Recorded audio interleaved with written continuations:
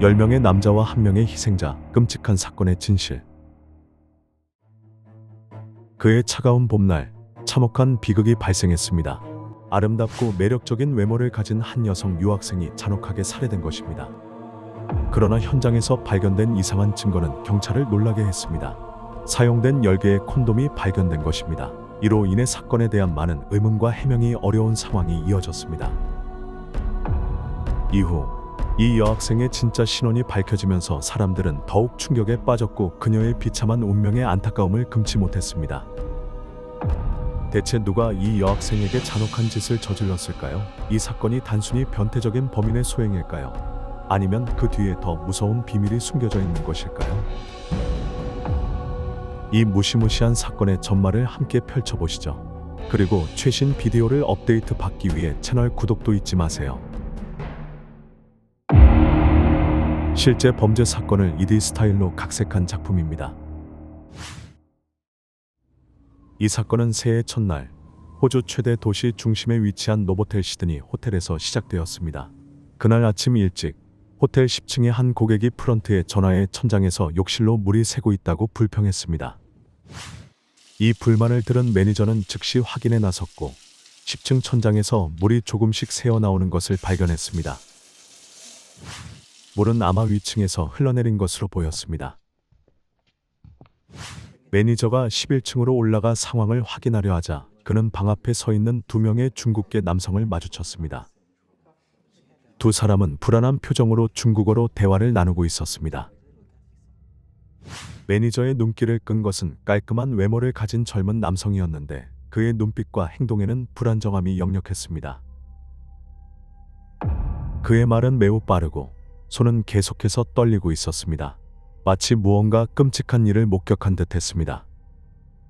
젊은 남성 맞은편에는 40대 중반으로 보이는 중년의 중국계 남성이 있었는데 그의 얼굴은 창백하게 질려 있었고 두 눈에는 숨길 수 없는 공포가 어려 있었습니다. 매니저는 이들이 방에 투숙한 손님으로 생각하고 예의 바르게 몇 가지 질문을 던졌습니다. 그러나 그가 다가가자 두 사람은 즉시 침묵하며 아무 말 없이 엘리베이터 쪽으로 빠르게 걸어갔습니다. 그들의 이상한 행동에 매니저는 혼란스러웠지만 호기심을 이기지 못하고 방으로 들어가 확인해 보기로 했습니다. 방 안은 불이 꺼져 어두웠고 매니저는 몇 번 소리쳐 보았지만 아무런 응답이 없었습니다. 그는 불을 켰고 빛이 방 안을 채우자 기이한 장면이 그의 눈앞에 펼쳐졌습니다. 침대는 원래 자리에서 반 미터쯤 옆으로 밀려나 있었고 이불과 베개는 어지럽혀져 있었습니다. 마치 심한 몸싸움이 벌어진 듯한 모습이었습니다. 그러나 더욱 끔찍한 것은 침대 옆에서 매트리스 뒤쪽에서 여성의 두 다리가 보였다는 점이었습니다. 매니저는 다시 몇 번 부르며 반응을 기다렸지만 여전히 아무 소리도 들리지 않았습니다. 그는 조심스럽게 몇 걸음 다가가 자세히 내려다보았고 그곳에는 충격적인 광경이 펼쳐졌습니다. 젊은 중국계 여성이 바닥에 누워 있었고 그녀의 눈은 크게 뜨인 채 생명력을 잃은 얼굴로 창백하게 질려 있었습니다. 매니저는 그녀의 목에 난 2개의 심각한 상처를 보고 경악을 금치 못했습니다. 그녀의 목에서 붉은 피가 멈추지 않고 흘러내리고 있었습니다. 그 순간 방 앞에서 만난 두 남성이 머릿속에 떠올랐고 그들이 이 비정상적인 사건과 관련이 있을 것이라는 의심이 들었습니다. 매니저는 지체하지 않고 호텔 로비에 있던 보안 요원을 호출해 두 남성을 붙잡아 두게 한 후 신속히 경찰에 연락을 취했습니다. 이상하게도 두 남성은 저항하지 않고 소파에 앉아 있었으며 표정도 크게 당황한 듯하지 않았고 경찰이 현장에 도착하기를 조용히 기다리고 있었습니다. 조사에 따르면 피해자의 이름은 판팅팅으로 25세의 중국에서 온 유학생이었습니다. 팅팅은 천사 같은 아름다움과 빛나는 얼굴, 매력적인 몸매로 유명했으며 현재 호주에서 대학교에 재학 중이었고 이 두 남성과도 알고 지내던 사이였습니다. 진술에 따르면 젊은 남성의 이름은 샤오팡, 중년 남성은 라오 자오로 불렸습니다.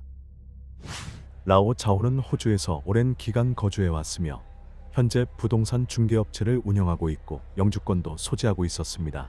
샤오팡은 유학생으로 학업 비자를 소지하고 있으며 아직 영주권을 얻지 못한 상태였습니다.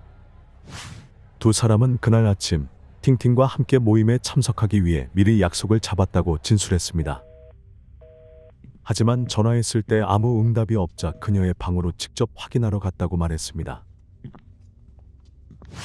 그들이 방에 도착했을 때 처음 마주한 장면은 판팅팅이 오래전에 살해당한 모습이었습니다.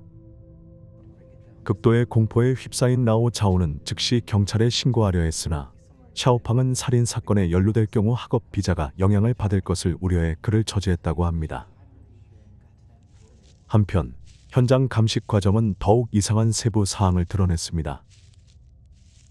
발견 당시 판팅팅은 얇고 고급스러운 슬립을 입고 있었으나 속옷은 착용하지 않은 상태였습니다. 눈에 띄는 점은 그녀가 짙은 화장을 하고 있었다는 사실입니다. 이는 잠자리에 들기 전의 모습과는 어울리지 않는 상태였습니다.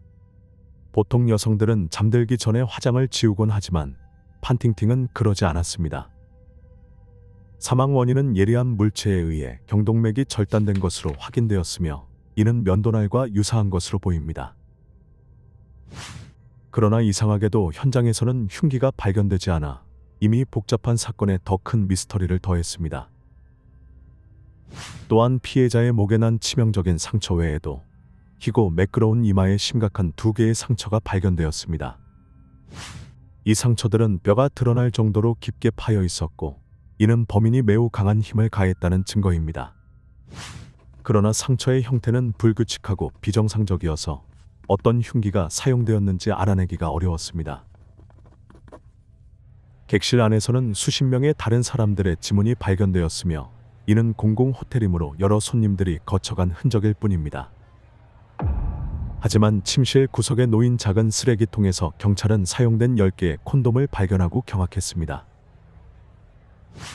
이 사실은 즉시 주목을 받았으며 호텔은 매일 쓰레기 처리를 하는 규칙이 있었기에 이 콘돔들은 그날 하루 동안 사용되었음이 분명했습니다. 그러나 문제는 아무리 자극제가 있다고 해도 한 남자가 하루에 10번의 섹스를 하는 것은 불가능하다는 점이었습니다. 법의학 보고서에 따르면 판팅팅은 전날 밤 11시쯤 사망했으며 사망 원인은 경동맥 절단으로 확인되었습니다. 호텔 로비의 CCTV 기록을 살펴본 결과 라오 자오는 판팅팅이 발견되기 전날 밤에는 호텔에 출입하지 않았고 아침에야 호텔에 나타난 것으로 밝혀졌습니다. 반면 샤오팡은 판팅팅이 살해된 날 호텔에 있었지만 저녁 7시에 호텔을 떠났고 다음 날 아침에 돌아왔습니다. 이를 통해 범행이 발생한 시간 동안 샤오팡과 라오 자오 모두 현장에 없었음을 확인할 수 있었고 따라서 이들이 직접 판팅팅을 살해했을 가능성은 거의 없었습니다. 그러나 더욱 충격적인 사실이 밝혀졌습니다. 현장에서 발견된 10개의 콘돔에서 채취된 정액 샘플이 10명의 서로 다른 남성에게서 나온 것이라는 점입니다. 법의학자에 따르면 이 정액 샘플들이 남겨진 시간에 큰 차이가 있었습니다. 첫 번째 남성의 흔적은 오전 9시경에 남겨졌고 마지막 남성의 흔적은 판팅팅이 발견되기 약 3시간 전인 저녁 8시경이었습니다. 나머지 8명의 남성은 아침부터 저녁까지 순차적으로 흔적을 남긴 것으로 확인되었습니다. 다시 말해 11시간 동안 총 10명의 남성이 판팅팅의 방에 차례로 드나들며 흔적을 남겼다는 것입니다. 사건이 이 지경에 이르자 경찰은 판팅팅의 진정한 신원에 대해 의심을 품기 시작했습니다. 그녀가 정말로 친구들과 연인이 묘사한 대로 성실한 학생이었을까요? 아니면 그 외형 뒤에 숨겨진 또 다른 삶을 살았던 걸까요?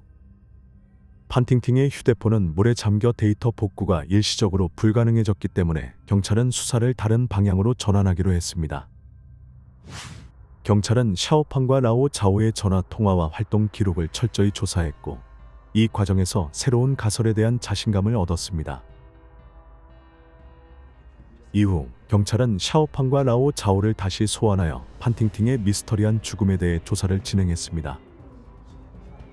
경찰은 라오 자오와의 대면에서 그가 운영하는 부동산 중개업체가 사실상 허울일 뿐이며 실제로는 불법적인 성매매 조직을 운영하고 있음을 폭로했습니다. 이 조직은 호주 내 중국계 고객을 대상으로 중국계 성매매 여성을 소개하는 역할을 했습니다.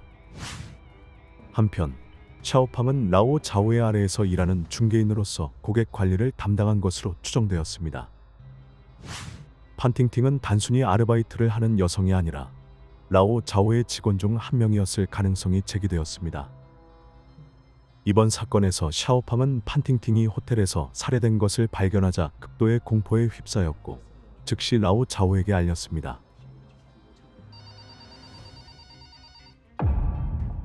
현장에 도착한 라오 자오는 경찰에 신고하는 대신 불법 성매매 조직이 드러날 것을 두려워해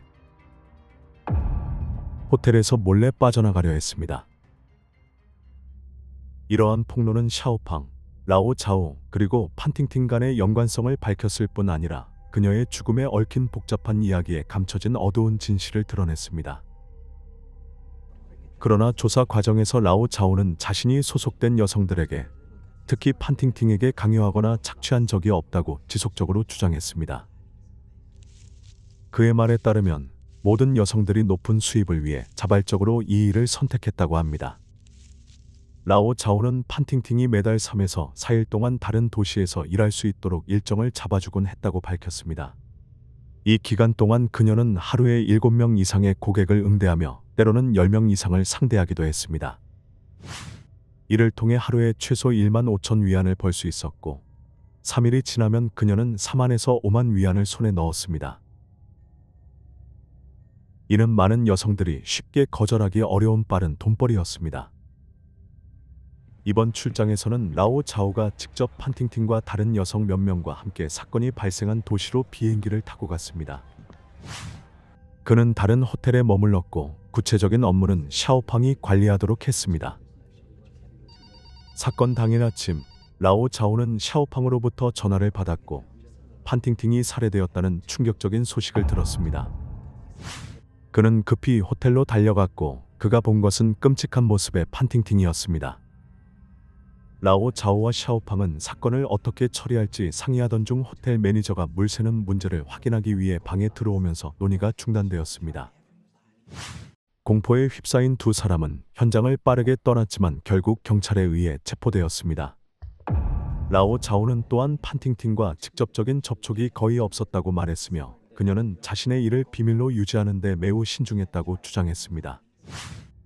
시드니에서는 판팅팅이 라오 자오와 직접 만나지 않았고 그의 회사에도 방문하지 않았으며 그녀의 모든 거래와 업무는 샤오팡을 통해 이루어졌습니다.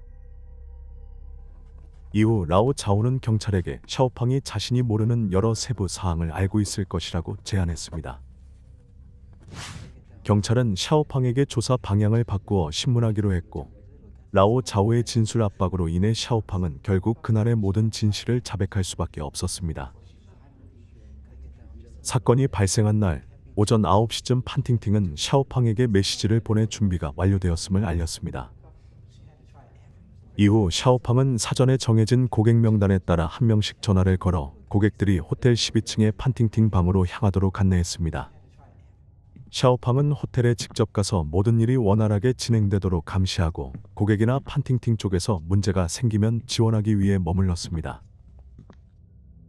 2년 이상의 경력을 가진 판팅팅은 아침부터 저녁 8시경까지 연속해서 10명의 고객을 신속하게 맞이했습니다. 그러나 샤오팡은 판팅팅만큼 인내심과 체력이 좋지 않아 저녁 7시쯤 지치기 시작하여 저녁 식사 후 집으로 돌아가 쉬기로 했습니다. 떠나기 전에 샤오팡은 박광순이라는 11번째 고객을 받을지 여부를 물었고 판팅팅은 이에 동의했습니다. 샤오팡은 박광순에게 메시지를 보내 그녀의 방으로 안내했습니다. 그러나 밤 9시경 판팅팅은 샤오팡에게 메시지를 보내 박광순이 밤새도록 방에 머물고 싶어 한다고 알렸습니다. 샤오팡의 계산에 따르면 이는 1시간당 요금인 800 호주 달러보다 훨씬 높은 400 호주 달러를 벌어들이는 이득이었습니다. 그는 이 제안을 받아들였고 두 사람이 다음 날 아침에 다시 연락하기로 합의했습니다. 다음 날 아침 8시경 샤오팡은 판팅팅에게 전화를 걸기 시작했지만 응답이 없었습니다. 이는 매우 이상한 일이었습니다. 판팅팅은 시간 엄수와 책임감으로 유명했으며 항상 업무를 놓치지 않기 위해 24시간 휴대폰을 켜두었습니다. 샤오팡은 불안감에 휩싸여 차를 몰고 호텔로 향했습니다. 방을 열었을 때 그가 마주한 것은 끔찍한 광경이었습니다. 판팅팅은 바닥에 누워 있었고 커다란 눈은 비통하게 열려 있었으며 고통 속에서 죽음을 맞이한 것이 분명했습니다. 라오 자오와 샤오팡의 진술을 토대로 경찰은 판팅팅을 마지막으로 만난 박광순이 이 사건의 주요 용의자라고 결론을 내렸습니다. 경찰은 신속하게 CCTV 데이터를 통해 박광순의 호텔 내 이동 경로를 추적했습니다. 사건 발생 날 오후 8시경 그는 호텔에 들어왔고 판팅팅이 사망한 것으로 추정되는 시간 이후인 11시경 급히 호텔을 떠났습니다. 그의 표정은 불안하고 초조한 기색이 역력했습니다. 경찰은 즉시 수사팀을 파견해 그의 집에서 체포 작업을 진행했습니다. 경찰이 급습했을 때 박광순은 저항할 틈도 없이 체포되었습니다. 경찰서에서 CCTV 증거와 호텔 방에서 발견된 지문을 마주한 박광순은 자신이 다른 사람에게 해를 끼쳤다는 모든 혐의를 부인하며 변명하려 했습니다. 그는 판팅팅과의 섹스를 인정했으나 호텔을 떠날 때인 밤 11시에는 그녀가 여전히 살아있었다고 주장했습니다. 그러나 경찰은 판팅팅의 이마에 난 치명적인 2개의 상처를 가한 흉기로 중요한 증거를 제시했습니다. 여러 조사를 거쳐 경찰은 그 흉기가 피해자 자신의 빨간색 하이힐이라는 사실을 밝혀냈습니다. 이 하이힐에서 발견된 지문은 판팅팅과 박광순의 것뿐이었으며 다른 사람의 흔적은 전혀 없었습니다. 경찰이 이 점에 대해 추궁하자 박광순은 자신의 지문이 하이힐에 남은 이유는 판팅팅이 신발을 벗는 것을 도왔기 때문이라고 주장했습니다. 그러나 이 진술은 사실과 일치하지 않았습니다. 샤오팡에 따르면 판팅팅을 포함한 매춘 조직의 여성들은 보통 잠옷과 슬리퍼를 신고 고객을 맞이하며 속옷을 입지 않는 경우가 많았습니다. 이들은 편의성을 위해 하이힐을 신지 않는 것이 일반적이었습니다. 박광순의 범행 동기 역시 서서히 드러났습니다. 조사 결과 박광순은 도박에서 손을 뗄 수 없는 습관을 가지고 있었고 이는 그의 인생에 큰 악영향을 미쳤습니다. 더군다나 작년에 그의 아버지가 부패 및 뇌물 혐의로 조사를 받으면서 가정으로부터의 재정적 지원이 완전히 중단된 상태였습니다. 그러나 박광순은 여전히 도박 습관을 이어갔고 고리 대금업자에게 빚을 지기도 했습니다. 경찰에 따르면 그가 지고 있는 빚의 규모는 정확히 파악되지 않았지만 결코 적지 않았습니다.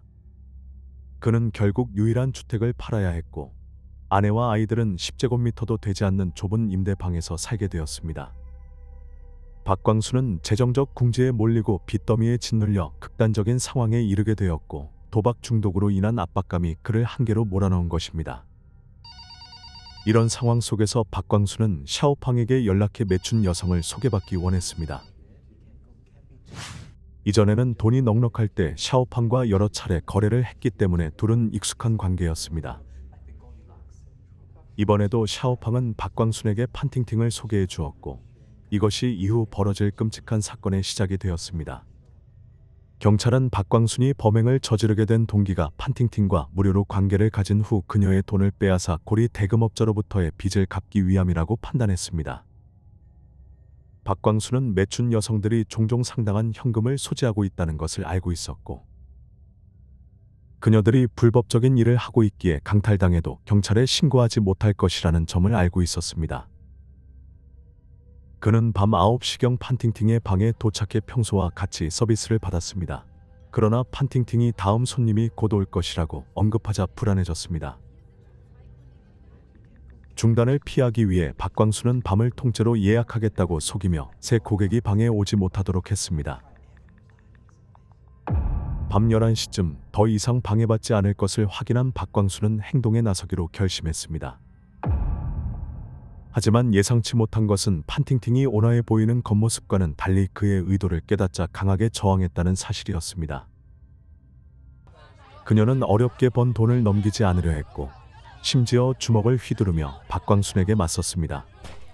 두 사람이 서로 잡아당겨 이 과정에서 침대는 원래 위치에서 약 반 미터가량 밀려났습니다.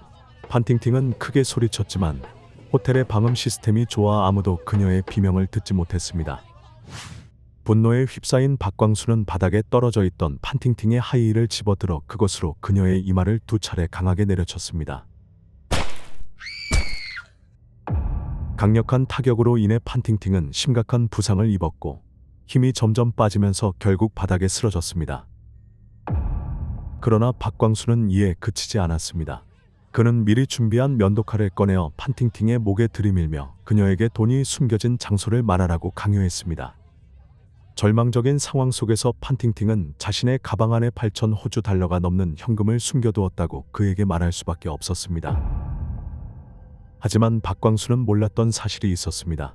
판팅팅은 2년 이상의 경험을 통해 항상 자신의 재산을 보호하는 데 매우 신중했으며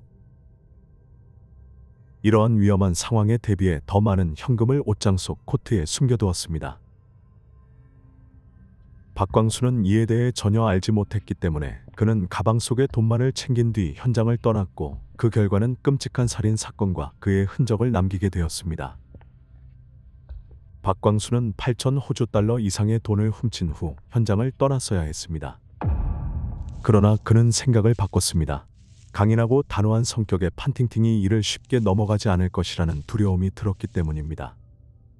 그녀가 심각한 부상을 입었음에도 불구하고 경찰에 신고해 그의 범죄 행위를 폭로할 가능성이 있다고 판단한 것입니다. 호주에서 강도, 중상해 그리고 강간 혐의로 유죄 판결을 받게 되면 박광수는 최소 10년에서 20년 이상의 징역형을 선고받게 되며 가중처벌까지 받을 수 있습니다. 절망에 빠진 박광수는 결국 끔찍한 결단을 내렸습니다. 판팅팅을 살해하여 모든 증거를 없애기로 한 것입니다. 그는 불법 매춘 조직에 몸담고 있는 샤오팡과 라오 자오가 경찰에 신고하지 않을 것이라고 확신했습니다. 이러한 결심으로 그는 가지고 온 면도칼로 판팅팅의 목을 차가운 손길로 2차례 그어 그녀의 경동맥을 절단했습니다. 처음으로 타인을 공격한 그는 피해자의 크게 뜬 눈과 그로테스크한 광경을 마주하며 극도의 공포에 사로잡혔습니다. 현장의 끔찍한 모습은 그의 정신을 경악하게 만들었습니다. 그 후 박광수는 증거를 지우기 위해 욕조에 물을 틀어 판팅팅의 휴대폰을 물에 던져 넣었습니다. 또한 자신이 사용한 콘돔을 가져가 DNA가 남아 자신의 정체가 밝혀질 수 있다는 두려움에 휩싸였습니다. 경찰은 박광순이 단순한 강도범이 아님을 결론지었습니다. 그의 행동은 계획적인 범죄였으며 재산을 탈취하기 위한 의도를 갖고 있었으며 추가 피해자까지 나올 수 있었던 상황이었습니다. 현장 증거, DNA, CCTV 기록 및 관련자들의 진술은 그를 유죄로 확정짓는 데 충분했습니다. 비록 박광순이 계속해서 범죄를 부인하고 황당한 이야기를 만들어내며 변명하려 했으나 결국 그는 무기징역을 선고받아 그 잔혹한 범죄에 합당한 처벌을 받게 되었습니다. 이 비극적인 사건의 가장 큰 희생자는 바로 판팅팅이었습니다. 그녀는 인생의 가장 아름다운 시기인 25세에 무참히 살해당했고 짧은 생을 비극 속에 마감하게 되었습니다. 그녀의 절친인 장칭샤는 판팅팅이 단지 온순한 성격일 뿐만 아니라 매우 검소한 삶을 살았다고 회상했습니다. 판팅팅은 사치스러운 소비를 하지 않았으며 자신의 기본적인 생활을 위한 지출도 신중하게 계산했습니다.